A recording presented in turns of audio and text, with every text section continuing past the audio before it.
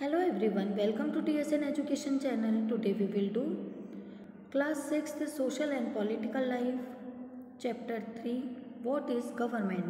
Second video, page number 31.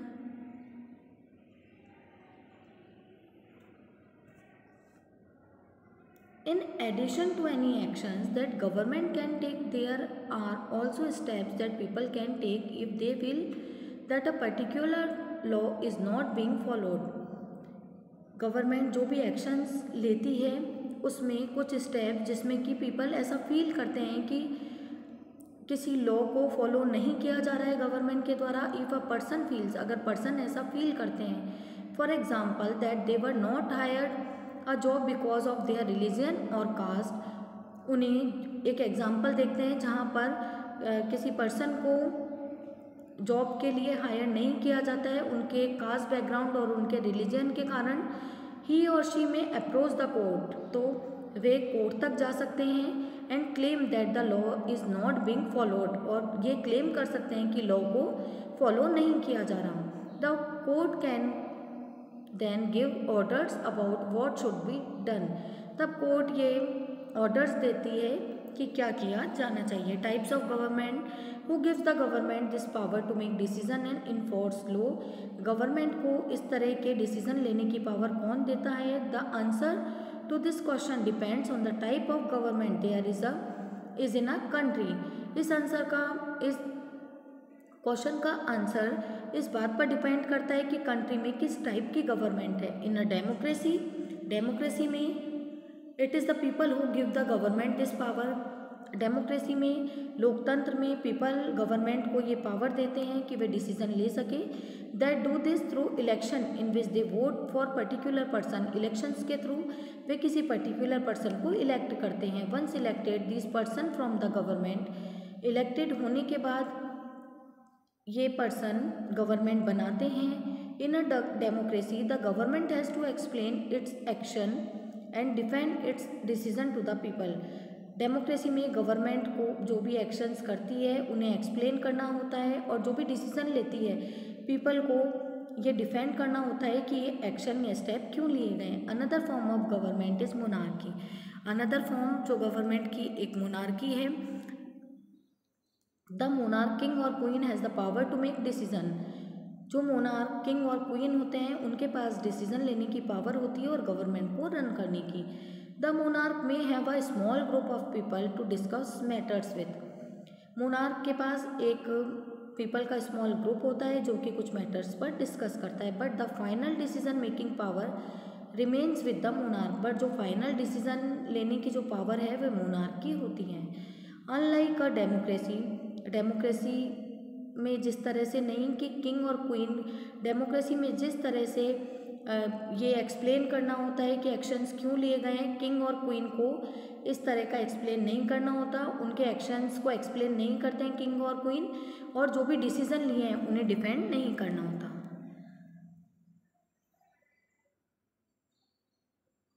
Democratic government. India is a democracy.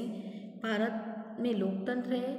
This achievement is the result of a long and eventful struggle of the Indian people. यह एक long struggle जो कि Indian people ने की थी उसका result है कि यहाँ पर लोकतंत्र है. There are other places in the world where people have also struggle to have democracies. Other places भी हैं वर्ल्ड में जहाँ पर पीपल ने डेमोक्रेसी के लिए स्ट्रगल किया था. You now know that the main feature of a democracy is that the people have to power to elect their leaders. Democracy का मेन जो फीचर ये है कि लीडर्स को इलेक्ट करने की पावर पीपल के पास होती है. So in a sense a democracy is ruled by the people. एक तरह से इसका मीन ये है कि डेमोक्रेसी में पीपल के द्वारा ही पीपल ही रूल करते हैं. The basic idea is that people rule themselves by participating in the making of these rules. एक बेसिक आइडिया यह है कि इसमें पीपल इन रूल्स को बनाने में पार्टिसिपेट करके और पीपल के द्वारा ही रूल किया जाता है. पीपल ही रूल करते हैं. Democratic governments in our times are usually refer to as representative democracy. आज के टाइम में डेमोक्रेटिक गवर्नमेंट को रिप्रेजेंटेटिव डेमोक्रेसी, प्रतिनिधि लोकतंत्र भी कहा जाता है। In representative democracies people do not participate directly.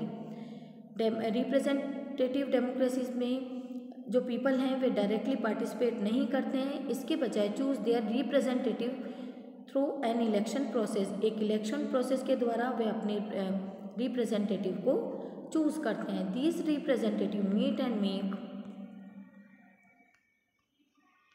Decisions for the entire population. ये रिप्रेजेंटेटिव मिलकर आपस में डिसीजन लेते हैं एंटायर पॉपुलेशन के लिए।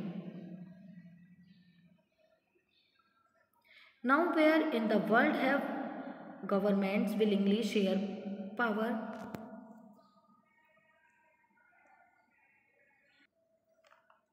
Now where in the world have governments willingly shared power? World में कहीं भी गवर्नमेंट ने अपनी इच्छा से पावर्स को शेयर नहीं किया है। All over Europe and USA women and the poor have had to fight for participation in government. Europe और यूएसए में वुमेन और पुअर को गवर्नमेंट के जो भी वर्क होते हैं उसमें पार्टिसिपेशन के लिए फाइट करनी पड़ी। Women's struggle to vote got strengthened during the first world war. Women का जो एक स्ट्रगल था, इसे फर्स्ट वर्ल्ड वॉर में एक मजबूती मिली। This movement is called the women's suffrage movement. इस मूवमेंट को वुमेन सफ्रेज मूवमेंट कहा गया। मताधिकार, वुमेन का मताधिकार के लिए movement. This term suffrage usually means right to vote. यहाँ पर सफ्रेज का मीन राइट टू वोट है, वोट देने का अधिकार है। During the war many men were away fighting. War के टाइम बहुत से ऐसे मैन थे जो कि फाइट के लिए गए थे, वॉर में गए थे।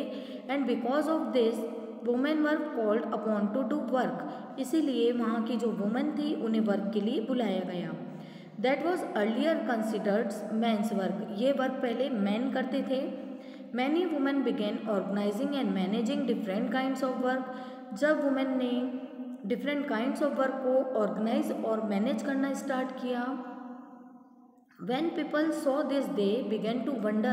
जब पीपल ने इसे देखा तो उन्हें काफ़ी वंडर हुआ। Why they had created many unfair stereotype about women। कि उन्होंने अनफेयर एक स्टीरियोटाइप, एक रूढ़िबद्ध धारणा वुमेन के लिए कैसे बना रखी है और वह काफ़ी गलत है।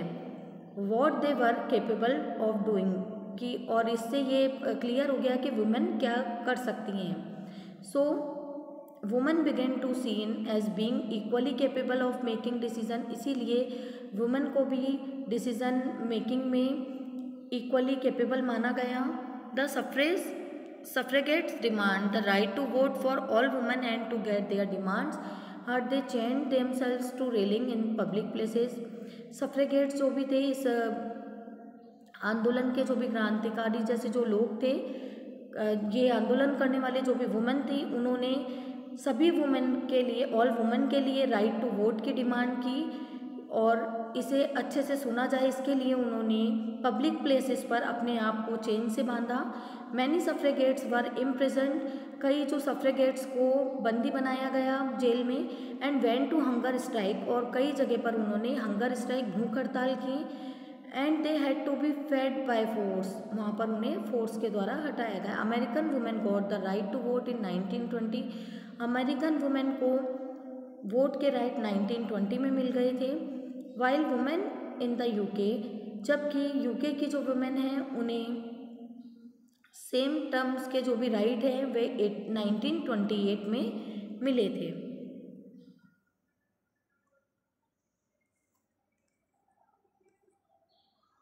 These days the government cannot call itself democratic unless it allows what is known as universal adult franchise। इन दिनों गवर्नमेंट अपने आप को डेमोक्रेटिक तब तक नहीं कहती है जबकि वह सभी जो भी एडल्ट हैं उन्हें वोट के राइट नहीं दे, यूनिवर्सल एडल्ट फ्रेंचाइजी नहीं दे, अलाउ नहीं करें, तब तक उसे डेमोक्रेटिक गवर्नमेंट नहीं माना जाता। This means that all adults in the country are allowed to vote. इसका मीन ये है कि जो भी कंट्री के एडल्ट हैं उन्हें वोट देने के लिए अलाउ किया जाए। But it was not always like this, but ये हमेशा ऐसा नहीं है। Can you believe that there, ऐसा नहीं था। Can you believe that there was a time when governments did not allow women and the poor to participate in election. But ये हमेशा ऐसा नहीं था। क्या आप ऐसा बिलीव करते हैं कि एक टाइम ऐसा था जब गवर्नमेंट वुमेन और पुअर को इलेक्शन में पार्टिसिपेट करने के लिए गवर्नमेंट अलाउ नहीं करती थी? In their earliest form, government allowed only men who owned property and were educated. Earliest जो गवर्नमेंट की फॉर्म थी उसमें केवल मैन को अलाउ किया जाता था, जिसमें वोट देने के लिए अलाउ किया जाता था, जिसमें उनके पास प्रॉपर्टी हो और वे मैन, जो भी मैन हैं वे एजुकेटेड हों, उन मैन को वोट के लिए अलाउ किया जाता था। This means that women, the poor, the propertyless and the uneducated were not allowed to vote. इसका मीन ये है कि वुमेन को, पुअर को और जिनके पास प्रॉपर्टी नहीं है और अनएजुकेटेड जो पीपल है उन्हें वोट के लिए अलाउ नहीं किया जाता था। The country was governed by the rules and regulations that these few men made. Country उन्हीं रूल्स और रेगुलेशंस से गवर्न करती थी जो कि ये फ्यू मैन बनाते थे। In India, before independence, only a small minority was allowed to vote.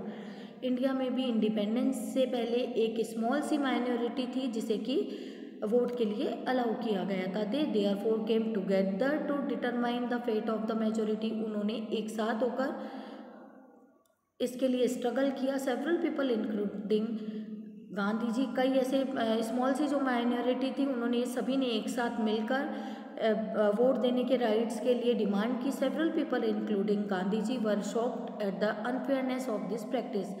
Several people, जिसमें कि गांधी जी को भी इंक्लूड किया गया था, अनफेयर जो प्रैक्टिसेस की जा रही थी उनसे शॉक्ड थे। And demand that all adults have to right to vote. और उन्होंने डिमांड की कि जो भी एडल्ट्स हैं उन्हें वोट के राइट्स दिए जाएं। This is known as universal adult franchise. इसे यूनिवर्सल एडल्ट फ्रेंचाइज के नाम से जाना जाता है। Writing in the journal young India in 1931 में यंग इंडिया में लिखा गया, गांधी जी सेड, गांधी जी ने कहा, I can not possibly bear the idea that, मैं इस आइडिया को बेयर नहीं कर सकता, सहन नहीं कर सकता, that a man has got wealth should have the vote, कि जिस मैन के पास वेल्थ है उसे वोट देने के राइट्स दिए गए हैं। But that a man who has got character but no wealth और literacy should have no vote. But किसी मैन के पास अगर कैरेक्टर है, उसके पास वेल्थ और लिटरेसी नहीं है, तो उसे वोट देने के राइट नहीं है। और then a man who works honestly by the sweat of his brow day in and day out should not have the vote for the crime of being a poor man. और एक man जो कि whole day work करता है honestly से, उसे एक poor man होने के एक क्राइम की तरह माना गया है उसके लिए, कि एक पुअर होना उसके लिए एक अपराध की तरह है और उसे वोट देने के राइट्स नहीं दिए गए हैं।